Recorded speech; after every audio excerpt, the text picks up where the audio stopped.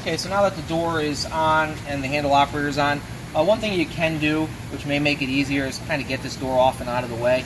For at this point, it's not critical for the breaker installation portion. So a lot of times, assuming there's nothing above it, you can sort of 3/4 open it and kind of lift it up and off like that and store this into a clean working area. Okay, so now one comment I just want to make is that we're going to give you a couple sets of these bus caps, and really what these are to kind of make a finger safe area. So if we're going to install our breaker bracket in this area, I want to make sure these probably are covered. So I'm going to go ahead and just install the couple of bus caps. Over those, I'd fill those in as well, and then we're going to go ahead and mount the breaker sub-assembly into there to engage with the handle. But before we actually go ahead and do that installation, one thing I want to sort of illustrate on the bench here is the breaker plate is moving by this mechanism here, which is basically moved by this pin. So as you can see, another handle that we have here, this has to engage with this. So that way when the handle goes up and down, it's moving this mechanism up and down. So now that we've already mounted this in the cabinet, when we mount this in, it's very critical that we have these two engaged like that. So as we're sliding the plate into the cabinet and we're connecting our mounting hardware along the frame here, we have 2 on this side and 3 on this side, we want to make sure that that pin and that clevis are aligned, so that when the handle goes up and down, it's going to move this, which moves the breaker. So one comment also is that at this stage it definitely is important to probably have a second set of hands lifting this and connecting the screws. So I'm going to bring in a volunteer here, and we're going to go ahead and mount this in the cabinet.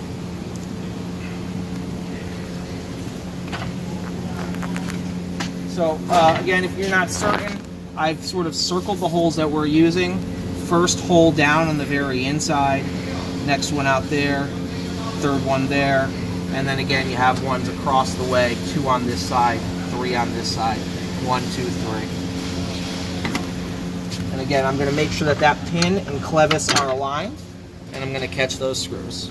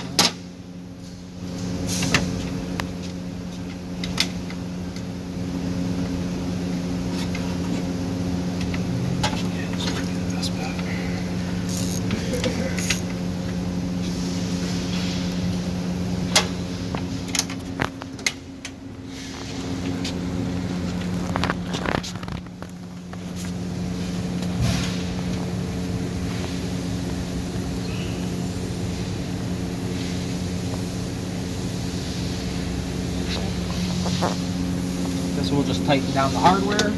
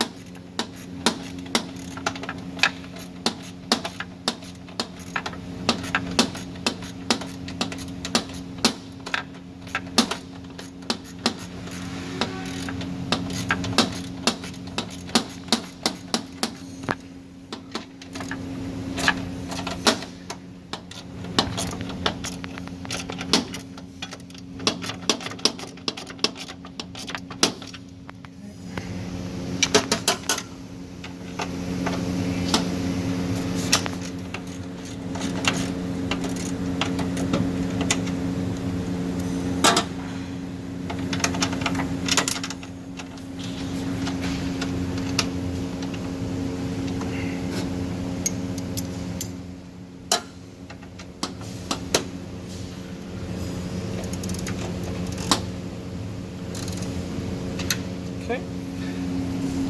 So at that point, your breaker should be in there pretty securely. They should be now engaged.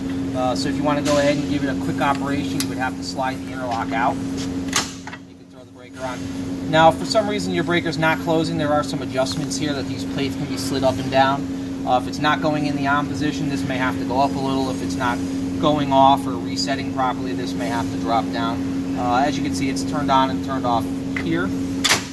So it is working and adjusting properly at this point. So you can go ahead, reattach your door as we did in the earlier video. You can make sure that the interlocks and things are working. But the next step would be installing your bus cap cover, which again, this may have to be potentially modified. You know, I may recommend cutting the side out. That's going to screw on right here and here through two mounting screws.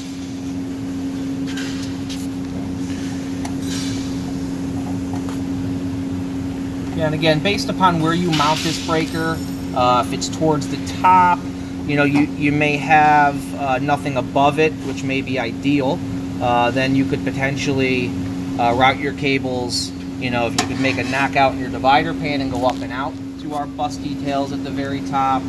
I mean, typically what I would say is if it's in the middle of a section like this, you're going to be routing up through the side into the wireway, and then you're going to be heading up to your horizontal bus details. And every bus setup is going to be a little bit different based upon amperage, material, setup, vintage.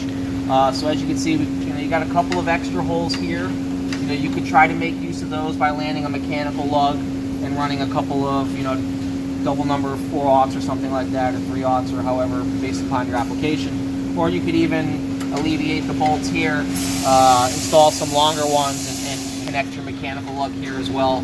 Or if, you know, based upon where it is in the MCC, you may find it easier to actually make your spliced on bolted cable connections at the very end of the section. Again, this is sort of a hollowed out section, but it is typical of what you would see in a multi-piece section. So at the end, you may have some holes that you may not be using at that time. They may be more applicable or desirable.